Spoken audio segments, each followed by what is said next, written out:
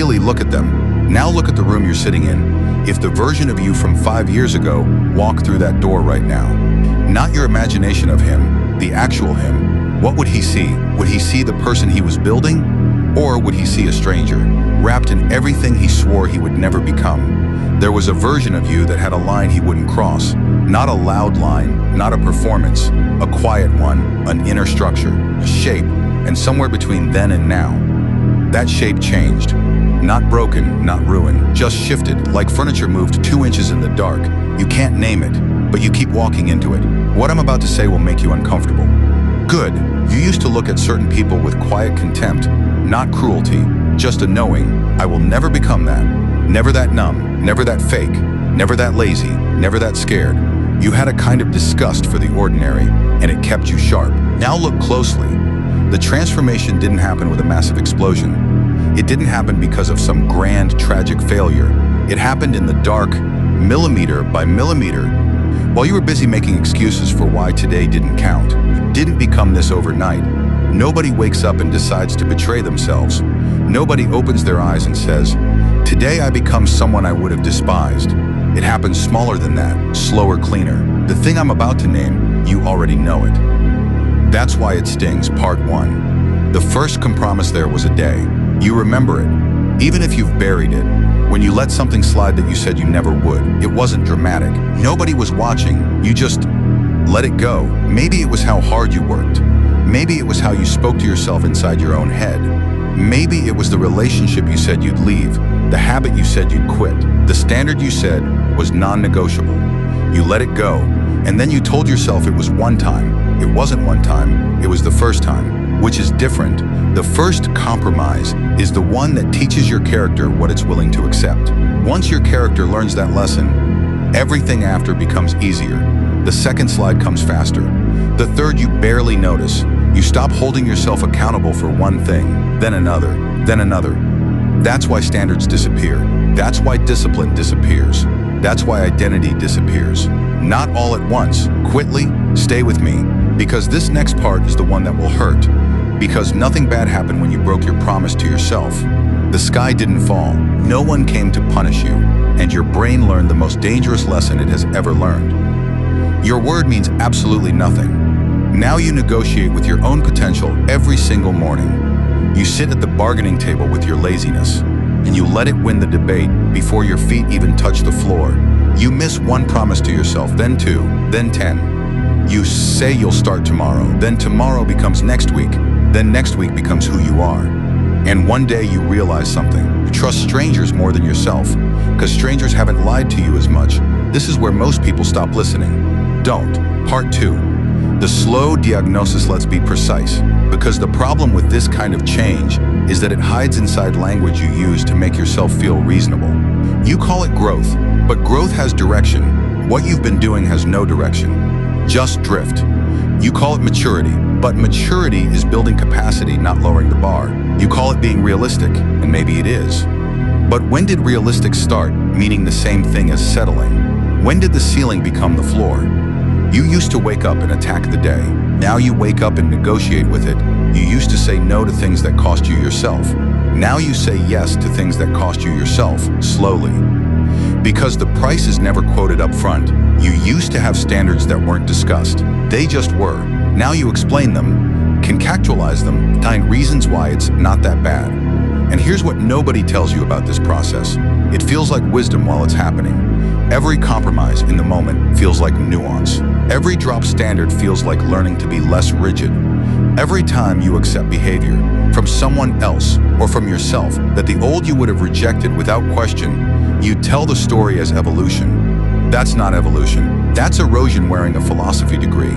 Sit with what I just said. Don't move past it yet. You've become a master at constructing beautiful, logical arguments for why you should remain mediocre. That's why you sleep in. That's why you scroll for hours, watching other people live out the life you were supposed to earn. That's why you consume motivation, but never move. You watch the anime characters push through hell. You feel the music hit your chest. You read the biographies of great men, and you use their execution as a psychological drug to numb the pain of your own inaction. You mistake the emotional high of watching greatness for the actual work of achieving it. Weak men look at their vices and call them rewards.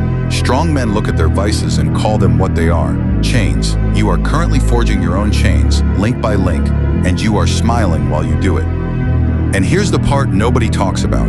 You can feel yourself changing and still do nothing. You can watch it happen. You can notice the habits, notice the excuses, notice the decline, and still continue, because awareness isn't action. Awareness just means you watched yourself sink with your eyes open, and that's a different kind of pain, because now you don't even have ignorance as an excuse. You know exactly what's happening. You know you're wasting time. You know you're scrolling to avoid thinking. You know silence started becoming dangerous because silence started asking questions you don't want to answer. You've heard everything I've said before. You haven't heard this, part 3. The origin point. Go back, not to a trauma, not to some dramatic turning point. Go back to something quieter. Go back to the moment you got tired, because that's usually where it starts. Not weakness, not cowardice, exhaustion. You held yourself to a standard for a long time, in a world that didn't reward it. Around people who didn't recognize it, inside a life that kept making the cost higher, and one day you were just tired. That's human, that's real. But here's where it went sideways. You were supposed to rest. Instead, you revised. There's a difference between resting from your standard and revising your standard downward. One is recovery, the other is retreat. And in that moment of exhaustion, sitting somewhere alone, or half present in a conversation, or staring at the ceiling at 2 a.m., you made a revision. You told yourself it was temporary. You told yourself it was a season. You don't remember when the season ended. I need you to be honest with yourself for the next 30 seconds. You allowed the world to convince you that being obsessed was unhealthy. You let average people give you advice on how to live an extraordinary life.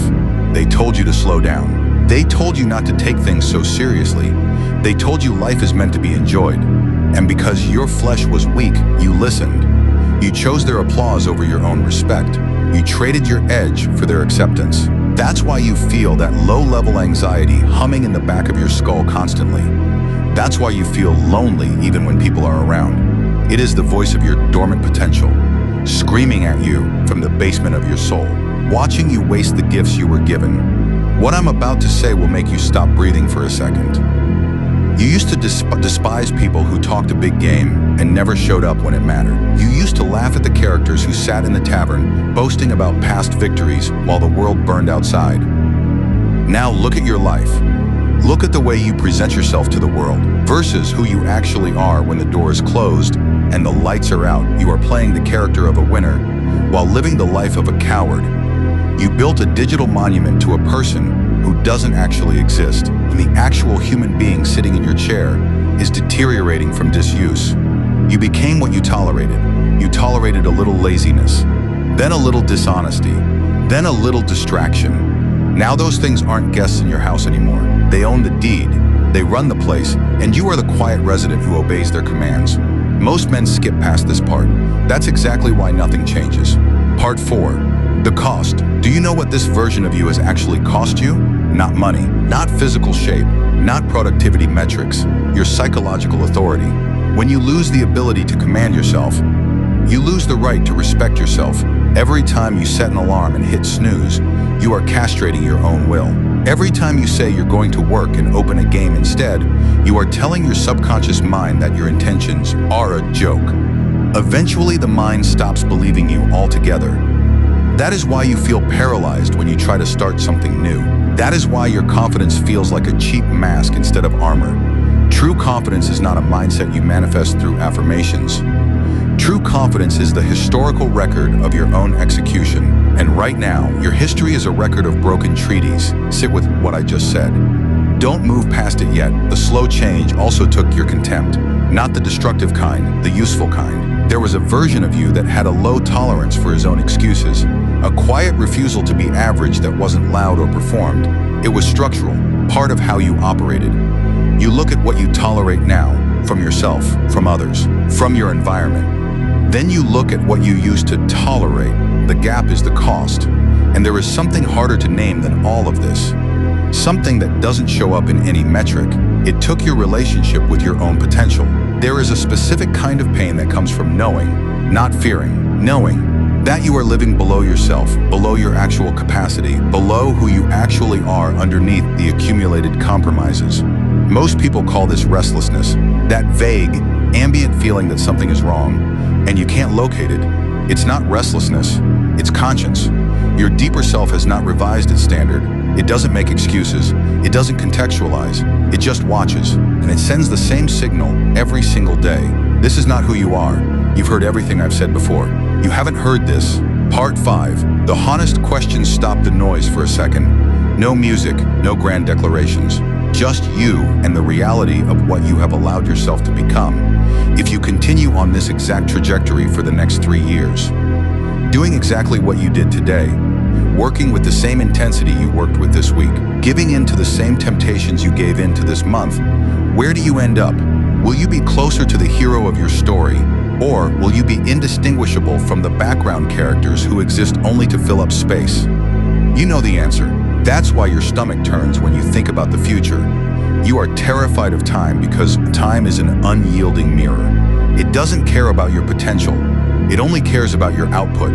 The thing I'm about to name, you already know it. That's why it stings. Think about the person you most respect. Not admire, respect. There's a difference. You can admire someone's results while privately knowing you wouldn't respect their process. Respect is the recognition of character operating under pressure, of someone being themselves, consistently, even when it costs them. Now ask yourself, would they respect the way you operated this month? Not your outcomes, not what you produced. The way you operated, how you held your commitments, how honest you were when honesty was inconvenient, how much of what you did came from actual conviction versus the need to be perceived correctly. Would they respect that? I'm not asking you to answer out loud. Just hold the question, let it be accurate. This is where most people stop watching. Stay, now go deeper. Would you respect you if you were watching yourself from outside?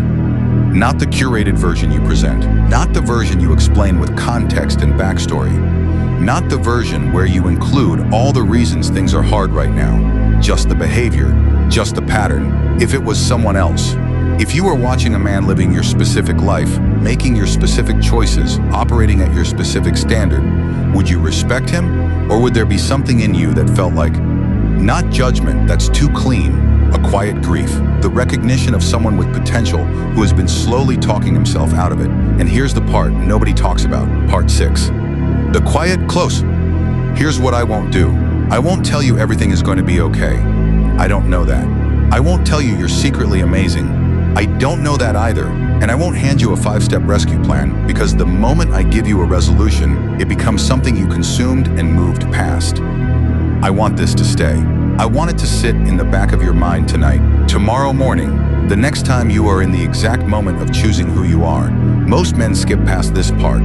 That's exactly why nothing changes. The version of you from 5 years ago is already dead. You killed him with every small compromise, every delayed decision, every ignored instinct.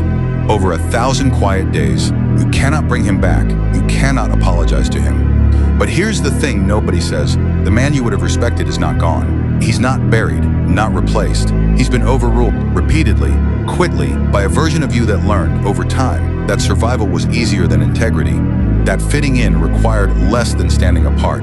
He got overruled, but he didn't leave.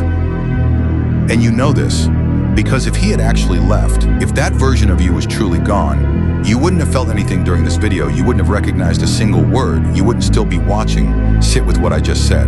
Don't move past it yet. The only question that remains is whether you will allow this current, compromised version of you to kill the person you are supposed to become tomorrow. Not next month, not next year. Tomorrow. Because there is no magical rescue party coming. There is no anime training arc that happens automatically in the next episode. There is no plot armor protecting your life from ending in complete and total obscurity. The world loves average people. It rewards them with cheap entertainment, comfortable chairs, and just enough money to stay compliant. The world wants you to stay exactly where you are, because an undisciplined mind is a profitable customer. The choice to remain the person you would hate is entirely yours. And here's the part nobody talks about. You started this video knowing something was off. The shape of you had changed, something had shifted, and you couldn't name it, but you kept walking into it in the dark. Now you've named it. What you do with the name That's not in this video. That's yours. The question isn't who you've become. You already know the answer to that. The question is, who's still inside the person you've become? Not waiting for a perfect moment, not waiting for circumstances to align, not waiting for a clean slate Monday morning, just waiting for you to stop overruling him. There was a version of you that would hate who you've become, not because you failed, not because you struggled, not because you suffered. That version would hate this because you stopped fighting. And people survive failure. People survive pain. People survive loss. But surrender changes identity. And identity is difficult to recover, not impossible. Difficult. Look at your hands. Look at the room you're sitting in. The clock is ticking. The room is quiet. The mirror is waiting. Who are you going to be when you wake up tomorrow? Or, more accurately, who have you already agreed to destroy?